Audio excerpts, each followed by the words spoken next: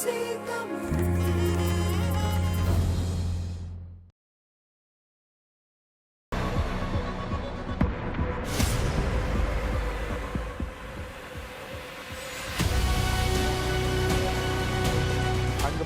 கிடக்கிற மக்களை சந்திப்பதற்கு போகும்போது ஒரு அதிபரை சந்திக்காம எப்படி வர முடியும்? இலங்கை ராணுவம் சுற்றின நிற்குது.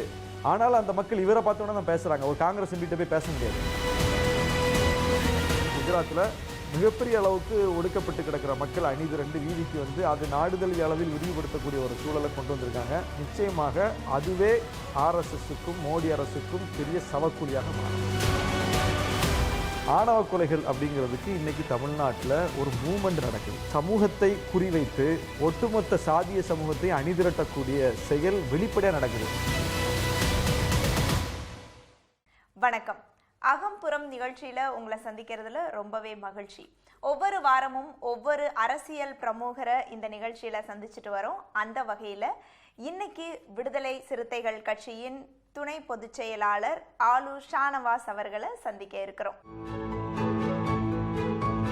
தலித் மற்றும் இஸ்லாமிய அரசியல் எழுச்சியை எடுத்துரைத்துக் கொண்டிருக்கக்கூடிய துடிப்பான இளைஞர், இஸ்லாத்தை தழுவிய போதும் பெரியாரிய கொள்கையை உலகம் முழுவதும் எடுத்துச் செல்லும் இளம் பேச்சாளர்.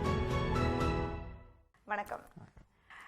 உங்களுடைய அரசியல் பிரவேசம் பற்றி தான் நான் முதல்ல தெரிஞ்சுக்கணும்னு விரும்புகிறேன். ஏன்னா இளம் பருவத்திலேயே தீவிர அரசியலில் ஈடுபட்டுக்கிட்டு இருக்கீங்க. எப்படி வந்தது இந்த அரசியல் ஆர்வம்? அதாவது நம்மை சுற்றி அரசியல் நடக்கிறது. அரசியல் இல்லாமல் எதுவும் இல்லை. நாம் ஈடுபடுகிற ஒவ்வொரு செயலுக்கு பின்னாலும் ஒரு அரசியல் ஒளிந்திருக்கிறது அல்லது பகிரங்கமாக இருக்கிறது. சமூகத்தில் நடக்கக்கூடிய அநீதிகளை எதிர்த்து பேச வேண்டும். சாதாரண மனிதர்கள் பாதிக்கப்பட்டு கிடக்கும்போது அவர்களுக்கான குரலாக ஒலிப்பதற்கு இங்கே ஒரு வெற்றிடம் இருக்கிறது அல்லது இன்னும் தேவைகள் அதிகமாக இருக்கிறது என்கிற ஒரு உந்துதல் நமக்கு வரும்போது அதை அரசியல் ரீதியாக பிரதிபலிப்பது தான் சரியாக இருக்கும். அதுதான் சரியாக போய் ஒலிக்க வேண்டிய இடத்துல போய் ஒலிக்கும். ஏன்னா அரசியல் தளத்தில் ஒரு கருத்தை நீங்கள் வைத்து விவாதிக்கும் போது தான் அந்த பாதிக்கப்பட்ட மக்களினுடைய பிரச்சனை பொதுவெளிக்கு மைய நீரோட்டத்திற்கு வருகிறது. இல்லைன்னா அது எங்கேயோ ஒரு தெருவுக்குள்ளே விவாதிக்கப்படும், ஒரு அரங்குக்குள்ளே விவாதிக்கப்படும். அது மைய நீரோட்டத்துக்கு வராது. அது பாதிக்கப்பட்டவன் மட்டுமே பேசி கொண்டிருப்பான்.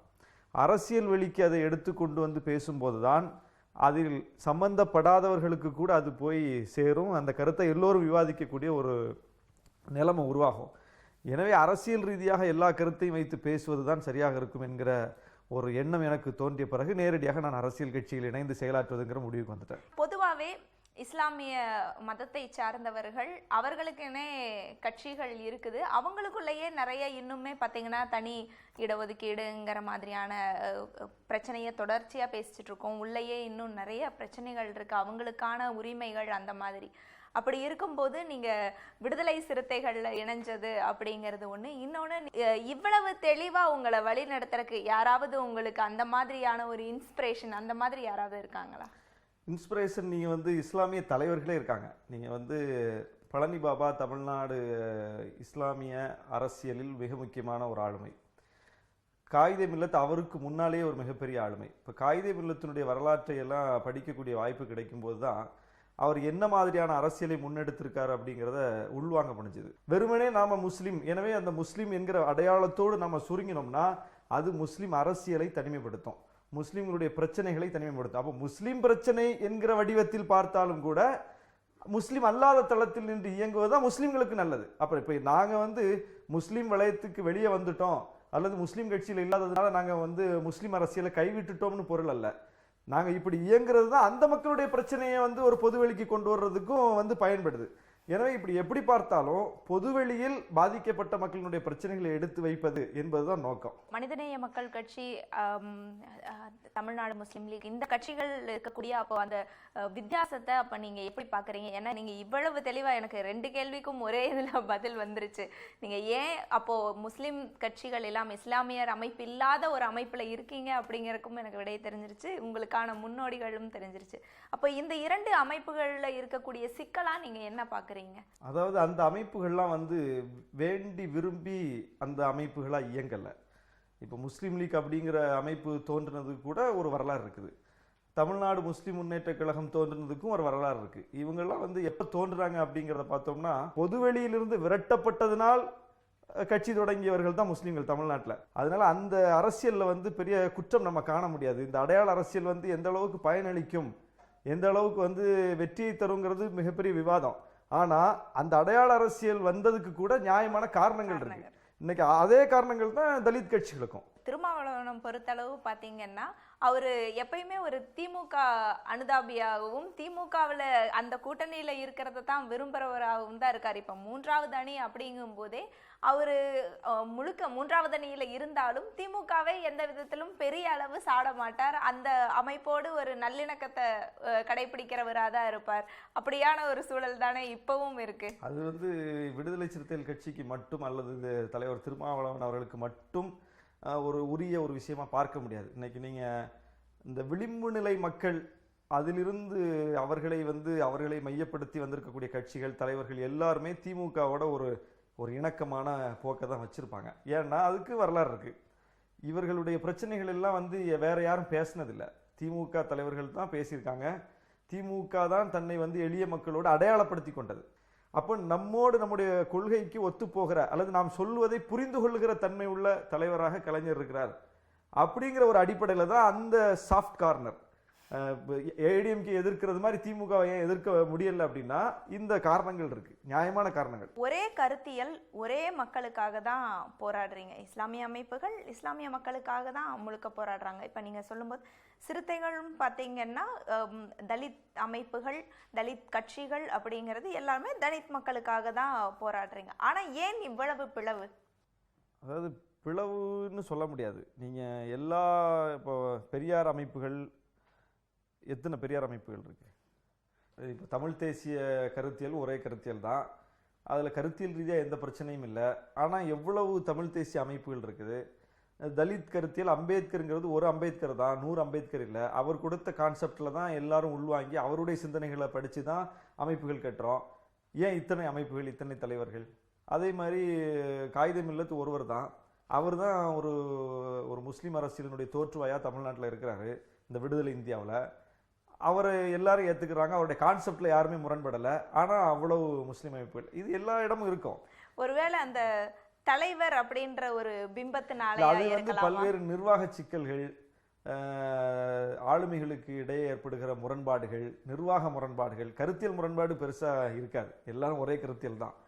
நிர்வாக முரண்பாடு, யார் அதை கையாளுவது, யாருடைய தலைமை யார் ஏற்றுக்கொள்வது என்கிற இந்த தனிமனித சிக்கல்கள் தான் இதுல கூடுதல் அமைப்புகள் அதிகமாக தோன்றுவதற்கு வரக்கூடிய காரணங்கள். கொள்கை ரீதியாகவும் சில காரணங்கள் வரும். எப்போ வரும்னா, இப்போ ஈழ போராட்டம் உச்சத்தில் இருக்கும்போது தமிழ் தேசிய கருத்தியலை உள்வாங்கியவர்கள் திமுகவோட இருப்பது அப்படிங்கிற முடிவு எடுக்கும் போது, தமிழ் தேசிய கருத்தியலை உள்வாங்கியவர்கள் உள்ளே திமுகவை எதிர்ப்பதுங்கிறது இன்னொரு பிரிவாக மாறுவாங்க. அப்போ இவங்க ஒன்றா பயணிச்சவர்கள் கூட அப்போ ஒன்றா பயணிக்க முடியாத ஒரு சூழல் வரும். இது கருத்தியல் ரீதியாக எந்த பிரச்சனையும் இல்லை. ஆனால் அதை தொடர்வதில் இருக்கக்கூடிய சிக்கல், தனி மனித அந்த ஒரு போற்றுதல், தனி மனித சிக்கல், நான் தான் தலைவர், நான் சொல்றது தான் எல்லாமே அப்படிங்கிற மாதிரியான ஒரு பிம்பம் வரும்போது தான் இதெல்லாம் அடிபட்டு வேறு வேறு அமைப்புகள்னு போகுதோ. நான் அது பெரியார் அமைப்புகளா இருந்தாலும் இப்ப பிரிஞ்சது, வேறு வேறு கட்சிகளா பிரிஞ்சதுக்கு கூட அதுவும் ஒரு காரணமா இருக்கும். பெரும்பாலும் இன்றைக்கு அமைப்புகள் தோன்றுவது தனி மனித முரண்பாடுகள்ல தான் தோன்றுது. அதை நம்ம மறுக்க முடியாது, பூசி மெழுகவும் முடியாது. அதுதான் உண்மை. 80 விழுக்காடு காரணம் என்னன்னு பார்த்தா தனி மனித முரண்பாடாக தான் இருக்குது. கருத்தியல் முரண்பாடுன்னா கருத்தியல் முரண்பாடு, ஏன்னா இவங்க தனியா போய் அதே ஃபார்முலால தான் இயங்குறாங்க, அதே மாதிரி கூட்டம் போடுறாங்க, அதே பிரச்சனைக்காக ஆர்ப்பாட்டம் நடத்துறாங்க, அதே மாதிரி பிரச்சனைக்காக கருத்தரங்கம் போடுறாங்க, ஒரே தளத்துல தான் இயங்குறாங்க. நிர்வாகத்தை யார் நடத்துவது, நிர்வாக ரீதியான முரண்பாட்டில் தான் பெரும்பாலும் அமைப்புகள் தோன்றுது. ஆனால் முழுக்க 100 விழுக்காடும் அதுக்காகவே தோன்றுதுன்னு சொல்ல முடியாது. கருத்தியல் முரண்பாடுகளும் இருக்கு, ஆனா அதனுடைய விழுக்காடு ரொம்ப குறைவு. இப்போ உங்க அமைப்பிலேயே சமீபத்துல தனிமனித பூசல்கள் வந்துருச்சுன்னு நினைக்கிறேன். உங்க பொதுச் செயலாளருக்கும் உங்களுக்கும் தொடர்ச்சியா பிரச்சனைகள் போயிட்டு இருக்கு. அதே மாதிரி பாத்தீங்கன்னா அவர் மோடி ஆதரவு கருத்துக்களை சிலது சொல்லிக்கிட்டு இருக்காங்க. தொடர்ந்து அது ஒரு பனிப்போர் மாதிரி போய்கிட்டு இருக்குது. இது பற்றி உங்களோட கருத்து என்ன? எங்கள் கட்சிக்குள் வந்த இந்த சின்ன முரண்பாடு என்பது அதிகாரத்திற்கான முரண்பாடு கிடையாது. எனக்கும் அண்ணன் ரவிக்குமார் அவர்களுக்கும் எந்த வகையிலையும் எந்த பிரச்சனையும் கிடையாது. தனி மனித முரண்பாடோ அதிகார முரண்பாடோ கிடையாது. கொள்கையில அவருக்கும் அந்த கொள்கையில் அவர் மாற்று கருத்து உள்ளவர் கிடையாது. அவரும் இந்துத்துவ எதிர்ப்புல வளர்ந்தவர், இந்துத்துவ எதிர்ப்பை தான் முன்வைத்து இயங்கக்கூடியவர். அதை அணுகக்கூடிய இடத்துல அவருடைய கருத்துக்கள் பொது வெளியில வேற மாதிரியா புரிந்து கொள்ளப்படுது. அவர் வந்து மோடிக்கு நன்றி சொல்வது அப்படிங்கும்போது அதை பார்க்கக்கூடியவர்கள், அதை புரிஞ்சுக்கக்கூடியவர்கள் அதை எப்படி எடுத்துக்குவாங்க அப்படிங்கிறது ஒன்று இருக்கு. அப்போ நாங்கள் வந்து நான் எப்படி அதை முன் வச்சேன் அப்படின்னா, நான் ஏன் ஒரு திறந்த மடல் வைக்க வேண்டிய ஒரு சூழல் வந்தது அப்படின்னா, ஆகஸ்ட் 17 தலைவருடைய பிறந்தநாளை முன்னிட்டு மதச்சார்பின்மை பாதுகாப்பு மாநாடுன்னு கட்சி அடையாளப்படுத்துது.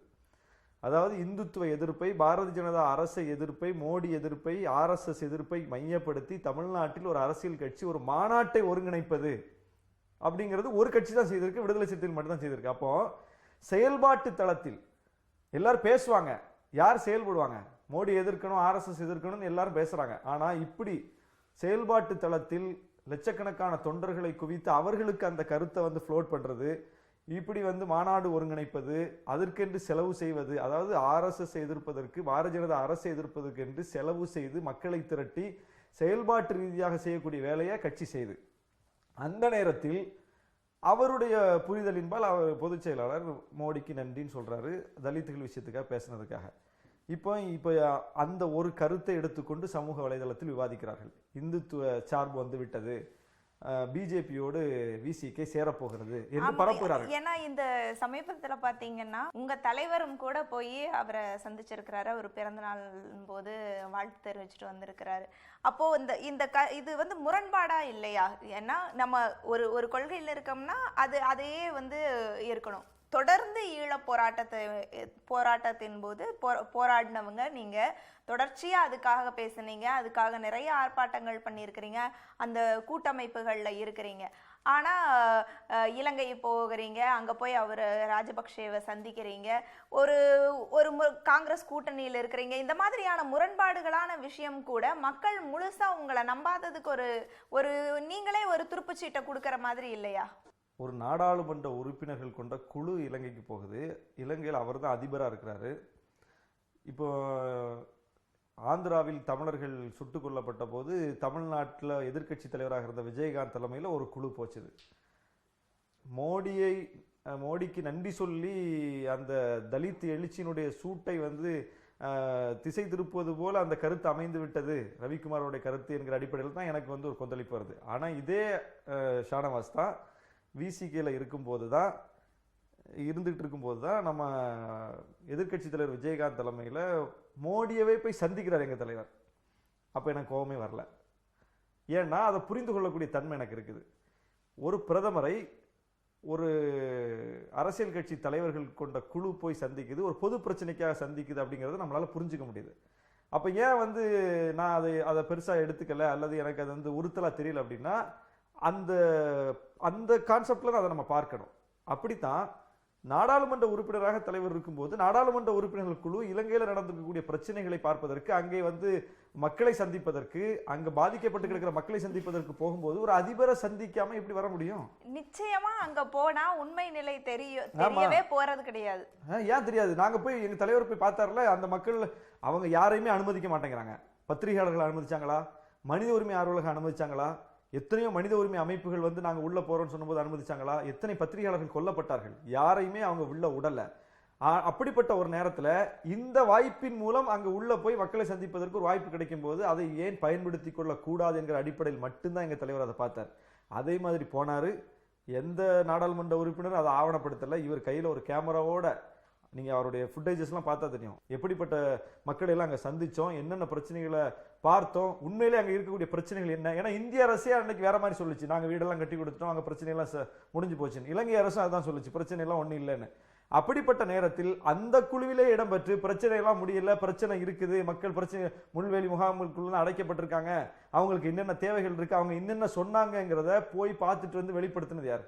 இன்னுமே வந்து பார்த்தீங்கன்னா அந்த 10 வருட காலமுமே அந்த அந்த கூட்டணியில் இருந்ததோ இல்லது திமுக கூட இருந்து அந்த பிரச்சனையை முடிவு கொண்டு வர்றதுக்கு ஒரு முன்னெடுப்பாக இல்லாமல் ஒரு மௌனம் காத்தது அப்படின்ற ஒரு கெட்ட பேர் விடுதலை சிறுத்தைகளுக்கு இப்போ வரைக்கும் இருக்குதா இல்லையா? கிடையாது. அதாவது அதை எப்படி நம்ம எடுத்துக்கிறோம் அப்படிங்கிறது தான். உணர்ச்சி கொந்தளிப்புல ஐயோ ராஜபக்சேவை பார்த்துட்டாரா, ஐயோ திமுக கூட சேர்ந்துட்டார, அப்படிங்கிற மாதிரி உணர்ச்சி கொந்தளிப்பில் அணுகிறதுங்கிறது வேற. ஆனா யதார்த்தமா நீங்க பார்த்தீங்கன்னா வந்து நீங்க நாடாளுமன்றத்திற்குள் இவர் இடம்பெற்றதுனால்தான் நாடாளுமன்றத்தில் இருந்து பேசினார். பாதிப்பை நம்ம தெருவில் பேசலாம், தெருவில் 1000 அமைப்புகள் கூடி நம்ம பேசி கலைஞ்சிட்டு போயிடுவோம். எங்க அதை வந்து பதிவு வைக்கணுமோ அந்த இடத்துல பதிவு வைக்கணும். இன்னைக்கு நாடாளுமன்ற அவையில போய் திருமாவளவன் அவர்கள் பேசிய உரை குறிப்புகள் எடுத்து பார்த்தீங்கன்னா புலிகளுக்காக பேசினது இருக்குது, ஈழத்திற்காக பேசினது இருக்குது, முள்ளிவாய்க்கால் படுகொலைக்காக பேசினது இருக்குது, அத்தனை ஆவணமா இருக்குல்ல. சரி, கெட்ட அப்ப பேர் எங்கே போய் பேச வேண்டுமோ அங்கே பேசுறது தானே ஒரு கட்சியினுடைய கடமை. அதை தானே செஞ்சிருக்கோம் நாம. சரி, அப்போ தூக்கு தண்டனைக்காக ஏன் நாடாளுமன்றத்துல வந்து பேசல? சரி, பேசினாரு அப்படின்னு இருந்தா கூட அந்த அளவுக்கு முழு முயற்சி எடுத்து இப்போ வந்து 3 பேர் தூக்கு தண்டனையை ரத்து செய்யணும் அப்படின்னு சொல்ற ஒரு முடிவை எடுக்கிறதுக்கு திமுக கிட்ட தொடர்ச்சியா வலியுறுத்தாதது, இல்ல நாடாளுமன்றத்துல அது பற்றியான உரத்த குரல் எழுப்பாததுக்கு காரணம் என்ன? நீங்க சிங்கிள் எம்பி அப்படிங்கிறதுக்கு வந்து நாடாளுமன்றத்தில் பேசுவதற்கு என்ன மாதிரி வாய்ப்பு கிடைக்கும் அப்படிங்கிறது நாடாளுமன்றத்தில் இடம்பெறக்கூடியவர்களுக்கு தெளிவாக தெரியும். கடைசியில் 6 மணிக்கு வாய்ப்பு கொடுப்பாங்க, அதுவும் 5 நிமிஷம் கொடுப்பாங்க, அதுவும் எப்போவாவது கொடுப்பாங்க. மற்ற கட்சிகள் 20 எம்பிக்கள் 15 எம்பிக்கள் 10 எம்பிக்கள் வைத்திருக்கக்கூடிய கட்சிகளுக்கு கொடுக்கக்கூடிய முன்னுரிமை இந்த சிங்கிள் எம்பி பார்ட்டிக்கு கிடைக்காது. அப்போ வந்து மற்ற தோழமை கட்சிகளுடைய நேரத்தை சேர்த்து வாங்கி தான் எங்கள் தலைவரை பலமுறை பேசியிருக்காங்க. பலமுறை எங்கள் தலைவர் பேசினது கூட அன்றைக்கு திமுக எம்பிக்களுடைய நேரத்தை கேட்டு பெற்று வாங்கி அப்படி பேசினது தான். விடுதலை சிறுத்தைகளுக்கு நேரம் வரும் நம்ம பேசிக்கலாம்னா அது எப்பவுமே பேசியிருக்க முடியாது. ஏன்னா அது யாருமே அவையில் இல்லாத நேரத்தில் பேச விடுவாங்க. அப்போ பிரதமர் இருக்க மாட்டார், எதிர்கட்சி தலைவர் இருக்க மாட்டார், முக்கியமான யாருமே இருக்க மாட்டாங்க. 6 மணிக்கு சபை முடியக்கூடிய நேரத்தில் மிஸ்டர் திருமாவளவன் அப்படின்னு அறிவிப்பாங்க. அந்த நேரத்தில் போய் என்ன பேச முடியும்? எனவே ஒரு எம்பி என்று இருக்கும்போது அங்கே இருக்கக்கூடிய நிர்வாக சிக்கல், அதற்கு கிடைக்கக்கூடிய வாய்ப்பெல்லாம் நம்ம பார்க்கணும். இதையெல்லாம் தாண்டி நாடாளுமன்றத்தில் தொடர்ந்து பேசியிருக்கிறார். நாடாளுமன்றத்தில் பேச முடியாத நிலை வந்தபோது வெளியே வந்து காந்தி சிலைக்கு முன்னால் அமர்ந்து பல பிரச்சனைகளை, ஈழ பிரச்சனையாக இருந்தாலும் சரி, முல்லை பெரியார் பிரச்சனையாக இருந்தாலும் சரி, இந்த 7 தமிழர் விடுதலை தொடர்பான பிரச்சனையாக இருந்தாலும் சரி, அனைத்துக்கும் முழக்க அட்டையை கையில் வைத்துக்கொண்டு போராட்டம் நடத்திய ஒரே ஒரு நாடாளுமன்ற உறுப்பினரும் இவர்தான். தொடர்ந்து பேசலாம். அகம்புறம் நிகழ்ச்சியில் ஒரு சிறிய இடை. அகம்புறம் நிகழ்ச்சிக்கு மீண்டும் வரவேற்கிறேன். இன்னைக்கு விடுதலை சிறுத்தைகள் கட்சியின் துணை பொதுச் செயலாளர் ஆளூர் ஷானவாஸ் கூட பேசிக்கிட்டு இருக்கோம். தொடர்ந்து பேசலாம். தலித்துகளுக்காக போராடக்கூடிய அமைப்பா இருக்குது, கட்சியா இருக்குது, அதை நோக்கி தான் அடுத்தடுத்த நகர்வுகள் இருக்குது அப்படின்னு சொல்றீங்க. ஆனாலும் கட்ட பஞ்சாயத்து கட்சி அப்படின்ற ஒரு பேர் இருக்கு, ஏன் அது? இப்போ தலைவர் திருமாவளவன் இருக்கிறார், பொதுச் செயலாளர் சிந்தனை செல்வன் ரவிக்குமார் இருக்கிறார், துணை பொதுச் செயலாளராக நான் இருக்கிறேன், வன்னியரசு இருக்கிறார், இன்னும் பல தோழர்கள் இருக்கிறார்கள். இந்த கட்சியினுடைய நிர்வாக அமைப்பு முன்னணி பொறுப்பில் இருந்து வழிநடத்தக்கூடியவர்கள் நீங்கள் பார்க்கக்கூடிய இவர்கள் தான்.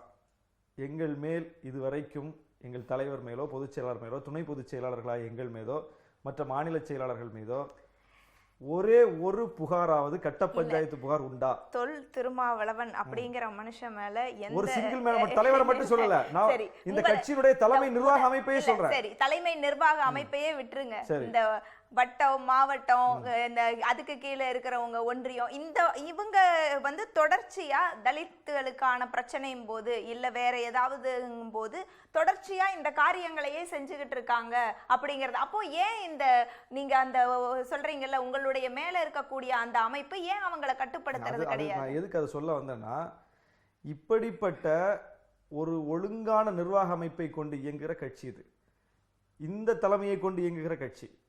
அப்போ இந்த தலைமையின் கீழ் இயங்கக்கூடியவர்கள் அப்படிப்பட்ட தவறை தொடர்ந்து செய்வதாக இருந்தால், நீங்க சொல்றது மாதிரி எப்ப பார்த்தாலும் அவங்க கட்ட பஞ்சாயத்து செய்யறதா வேலை அப்படிங்கிற புரிதல் இன்னைக்கு இருக்குல்ல பொதுவில், அப்படிப்பட்டவர்களா இருந்தா அவர்களே அனுமதிக்கக்கூடிய மனநிலை உள்ள கட்சி தலைமையை தானே அதை செய்யாது அப்படிங்கிற கேள்வி இருக்குல்ல. அவர்கள் செய்தால் 1 லட்சம் சம்பாதிக்கிறார்களா, நாங்க செஞ்சா 10 லட்சம் சம்பாதிப்போம்ல, 1 கோடி சம்பாதிப்போம்ல. ஆனா அந்த தலைமை நிர்வாக அமைப்பு அதை விரும்பல அப்படின்னா அப்படிப்பட்ட நடவடிக்கை வந்து எங்களுக்கு வந்து பிடிக்கலன்னு அர்த்தம். சரி, அப்ப அவங்க அப்போ எங்காவது ஒரு கிராமத்தில் யாராவது ஒரு நிர்வாகி தவறு இல்ல, மிகப்பெரிய மக்கள் போராட்டத்தையே விசிகா தான் பணம் வாங்கிட்டு அந்த போராட்டத்தையே ஒண்ணும் இல்லாம பண்ணாங்க அப்படின்ற அப்பட்டமான குற்றச்சாட்டு வருது. அவர்கள் குறிவைக்கப்படுவதற்கு காரணம் அவர்கள் தங்கள் தலைமையில் திரண்டு நாங்களும் ஒரு கட்சி என்று வருவது இங்கே அவங்களால சகிக்க முடியாது. இவங்க சக மனிதனாக இருப்பதையே சகிக்க முடியாதவங்களாம் இருக்காங்க. தொட்டால் தீட்டுங்கிறாங்க, தீண்டாமை கடைபிடிக்கிறாங்க, ஒதுங்கி நில்லுங்கிறாங்க, ஊருக்கு வெளியே சேரில் நில்லுங்கிறாங்க. அப்படி 2000 ஆண்டு காலமாக இவர்களால் பொது சமூகத்தால் ஆதிக்க சமூகத்தால் புறக்கணிக்கப்பட்டு ஒதுக்கி வைக்கப்பட்ட சக மனிதனாக கூட அங்கீகரிக்கப்படாத ஒரு சமூகத்தை இவர்கள் எப்படி வந்து நானும் மாவட்ட செயலாளர் நீனும் மாவட்ட செயலாளரா, நானும் தலைவர் நீனும் தலைவரா, நானும் சட்டமன்ற உறுப்பினர் நீயும் சட்டமன்ற உறுப்பினரா, அனைத்து கட்சி கூட்டம் போட்டா எனக்கு ஒரு சேர் உனக்கும் ஒரு சேரா, இதை எப்படி சகிப்பாங்க அவங்க? அப்போ இந்த அடையாளத்தை அவங்க விரும்ப மாட்டாங்க. அவங்க சக மனிதனாக பயணிப்பதே விரும்பாதவங்க சக தலைவராக பயணிப்பதை விரும்புவாங்களா? சக சட்டமன்ற உறுப்பினராக பயணிப்பதை விரும்புவாங்களா? சக மாவட்ட செயலாளராக பயணிப்பதை விரும்புவாங்களா? சக நகர செயலாளராக பயணிப்பதை விரும்புவாங்களா? விரும்ப மாட்டாங்க. அவங்க வெள்ளை சட்டை போட்டா இவங்களும் வெள்ளை சட்டை போட்டு வர்றாங்க, அவங்க கார்ல போனா இவங்களும் கார்ல வர்றாங்க, அவங்க ஒரு கொடி கட்டிட்டு போனா இவங்களும் ஒரு கொடி கட்டிட்டு வர்றாங்க. ஊருக்கு வெளியில மத்தியில பொது வெளியில எல்லா கட்சிக்கும் ஒரு கொடி கம்பம் இருக்கிற மாதிரி விசிகேக்கு ஒரு கொடி கம்பம் இருக்குது. இதை வந்து அவ்வளோ எளிதில் வந்து அக்செப்ட் பண்ண முடியாது. ஏன்னா அந்த மனநிலை அப்படி. அப்போ அதை எளிதில் அக்செப்ட் பண்ணாதவங்க என்ன செய்வாங்க? அப்போ இதை டேமேஜ் பண்ணுவாங்க. அப்போ டேமேஜ் பண்ணுறதுக்கு ஏதாவது ஒன்று சொல்லணும்ல. எப்படி சொல்றது? திருமாவளவன் நல்லவர் தான், அவங்க கட்சி ஆட்கள்லாம் சரியில்லை, அவங்க சொல்லாமலேயே இவங்களுக்கு வெறுப்பு இருக்குது. அப்போ சொன்னால் இன்னும் கொஞ்சம் அந்த வெறுப்பு அதிகமாகும். அப்போ பொதுவெளியிலிருந்து இந்த கட்சியை தனிமைப்படுத்துவது அப்படிங்கிறதுக்கு சொல்லப்படக்கூடிய காரணங்களை தவிர அதில் வந்து உண்மை கிடையாது. அதுதான் வந்து ஒரு உண்மை இல்லாம இவ்வளவு பரவலா ஒரு ஒரு அமைப்பின் மீது ஒரு கட்சியின் மீது அதுவும் அவங்களுடைய அடையாளமா அதை சொல்ல முடியாது இல்லையா? கட்ட பஞ்சாயத்து செய்யறாங்க அப்படிங்கறத ஒரு அடையாளமா சொல்ல முடியாது. உங்க வாதப்படியே எடுத்துக்கோ. கட்ட பஞ்சாயத்து செய்யறாங்கன்னா இந்த பஞ்சாயத்து அப்படிங்கிறது சமூகத்தில் நடக்கக்கூடிய பிரச்சனைகளுக்கு அல்லது ஒவ்வொருவருக்குமான தேவைகளை நிறைவேற்றிக் கொள்வதற்கு ஒரு குழுவை பயன்படுத்துவது அப்படிங்கிறது தான் பஞ்சாயத்து. அதுவும் ஒரு அரசியல் கட்சியை பயன்படுத்துவது அப்படிங்கிறது.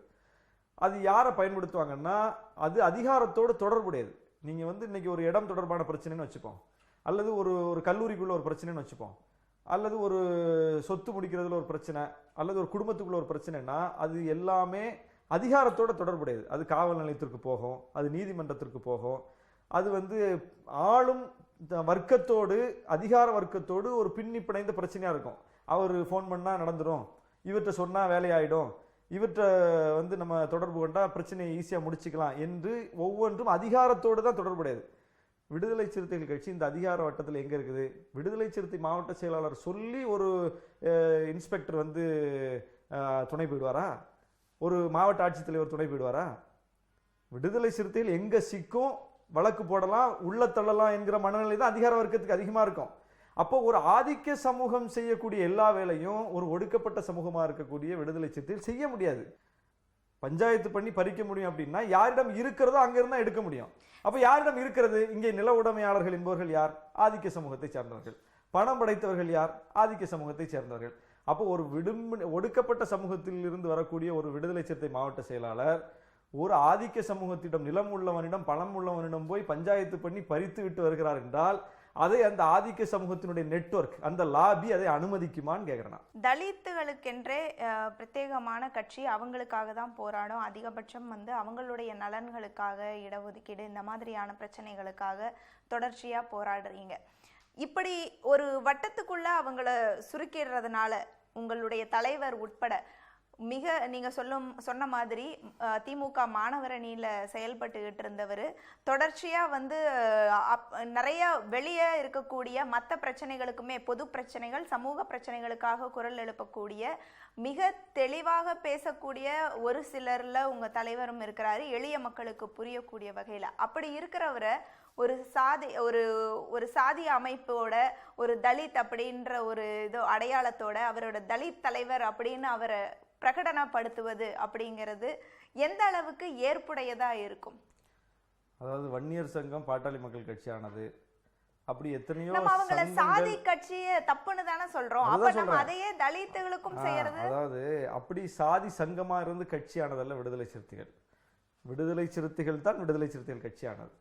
அப்போ விடுதலை சிறுத்தைகள் கட்சி என்பது ஒரு சாதி சங்கம் கிடையாது, சாதி கூடாது என்று சொல்லக்கூடிய சங்கம். சாதி ஒழிப்பே மக்கள் விடுதலை என்பதை இலட்சணையாக லோகோவாக வைத்து ஒரு கட்சி வந்து வடிவமைக்கப்பட்டிருக்குன்னா அது வந்து விடுதலை சிறுத்தைகள் கட்சி தான். விடுதலை சிறுத்தைகளினுடைய இந்த நிறுவனர் தலைவராக இருக்கக்கூடிய திருமாவளவன் அவர்களும் தலித் அரசியல் அல்லது ஒரு குறிப்பிட்ட சமூகத்தினுடைய அரசியலை பேசி களத்திற்கு வந்தவர் கிடையாது. ஈழப் போராட்டத்தை பேசி களத்திற்கு வந்தவர். திராவிடர் கழகம், திமுக போன்ற அமைப்புகளில் செயலாற்றி களத்திற்கு வந்தவர். அப்போ ஏன் பிரத்யேகமாக விடுதலை சிறுத்தைகள் தாழ்த்தப்பட்ட மக்களின் பிரச்சனைகளை, தலித் பிரச்சனைகளை பேச வேண்டிய தேவை வருதுன்னு மட்டும்தான் பார்க்கணும் நாம. அதை விரும்பி செய்கிறாங்களா அல்லது அவர்கள் மீது திணிக்கப்பட்டிருக்கிறதா அப்படின்னு பார்த்தா, இப்போ கோகுல்ராஜ் படுகொலை நடக்குது. கோகுல்ராஜ் ஒரு பட்டதாரி, அவருக்கும் அவருடைய படிக்கக்கூடிய ஒரு தோழிக்கும் நட்பு தான், காதல்னு கூட கோகுல்ராஜ் வீட்லையும் சொல்லலை, அந்த பொண்ணும் சொல்லலை. எனக்கு ஃப்ரெண்டுன்னு தான் அந்த பொண்ணு இன்னும் சொல்லுது. கொலை செய்தவர்களும் கூட அவர்கள் திருமணம் செய்து விட்டார்கள், எனவே கொலை செய்தோம்னு சொல்லலை. அதை கண்டிக்கக்கூடிய யுவராஜ் கூட அவங்க காதல் ஜோடிகள் என்பதனால் நாங்கள் போய் அவங்கள பிரிச்சுட்டு வந்தோம்னு சொல்லலை இன்னைக்கு வரைக்கும். அப்போ ஒரு நட்பு அடிப்படையில் 2 பேரும் ஒரு இடத்துல இருந்து பேசிக்கிட்டு இருக்காங்க. இந்த நட்புக்கே அதை பொறுக்க முடியாமல் ஒரு கீழ் சாதிக்கார பையன் நீ எங்க சாதி பொண்ணோட உட்காந்து பேசுவியா என்று ஒரு நட்பு தான், அவ்வளோதான், வேற எந்த தொடர்பும் கிடையாது, போய் அழைச்சிட்டு போறாங்க. அதற்கு பிறகு தண்டவாளத்தில் பிணமாக கிடக்கிறாப்புல, கழுத்து அறுக்கப்பட்டு. 1 வாரமாக தமிழ்நாட்டில் எந்த சலனமும் கிடையாது. யாராவது போய் பேசுவாங்களா? வெயிட் பண்ணுறோம், யாரும் பேசலை. யார் பேசுகிறாங்கன்னா கோகுல்ராஜுடைய அம்மா மட்டும், அவர்களுடைய குடும்பத்தார் மட்டும் வீதிக்கு இது தற்கொலை அல்ல, படுகொலை, கோகுல்ராஜ் பேசிய அந்த ஆடியோ, நான் சாகிறேன், யாரும் இனிமேல் இது மாதிரிலாம் காதெல்லாம் செய்யாதீங்க என்று பதிவு செய்யப்பட்ட அந்த ஆடியோ, அந்த வீடியோ, அதுவே காட்டி கொடுக்கிறது அவன் படுகொலை செய்யப்பட்டிருக்கிறான் என்பதை அந்த அம்மா தான் சொல்றாங்க. அந்த அம்மா சொன்ன பிறகும் கூட அவர்கள் தரப்புக்காக அந்த தாயாரின் பக்கம் நின்று அந்த நீதியை கேட்பதற்காக யாராவது வருவாங்களான்னு பார்த்தா யாரும் வரல, எந்த அரசியல் கட்சியும் வரல. அப்போ வராத இடத்தில் விடுதலை சிறுத்தைகள் போய் தலையிட வேண்டி வருது. ஆணவ கொலை, நாடக காதல்னு பேசிக்கிட்டு இருக்காங்க. தொடர்ந்து பேசலாம் ஒரு சிறிய இடைவேளைக்கு.